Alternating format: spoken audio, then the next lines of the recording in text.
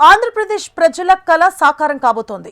రాజధాని లేని రాష్ట్రంగా 10 ఏళ్ల పాటు ఉండిపోయిన ఆంధ్రప్రదేశ్కు ఇక ముందు చట్టబద్ధత ఉన్న రాజధాని ఏర్పడనుంది. ఈ మేరకు కేంద్రం వేగంగా అడుగులు వేస్తోంది.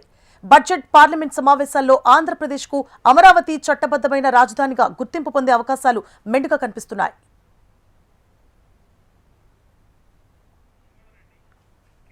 తెలంగాణ ఆంధ్రప్రదేశ్కు 10 ఏళ్లు హైదరాబాద్ ఉమ్మడి రాజధానిగా ఉంది. 2024 జూన్ 2తో గడువు ముగియడంతో ఏపీకి రాజధానిని తప్పక ప్రకటించాల్సిన పరిస్థితి నెలకొంది. తమ రాజధానిగా అమరావతిని ప్రకటించాలని ఏపీ ప్రభుత్వం కేంద్రానికి నివేదిక పంపించింది. ఇక రాజధాని ఎంపిక ప్రక్రియ, అమరావతి ప్రాంతంలో చేపట్టిన రాజధాని నిర్మాణ కార్యక్రమాలు, ఇతర చర్యలపై కూడా కేంద్రానికి నోటిచ్చింది.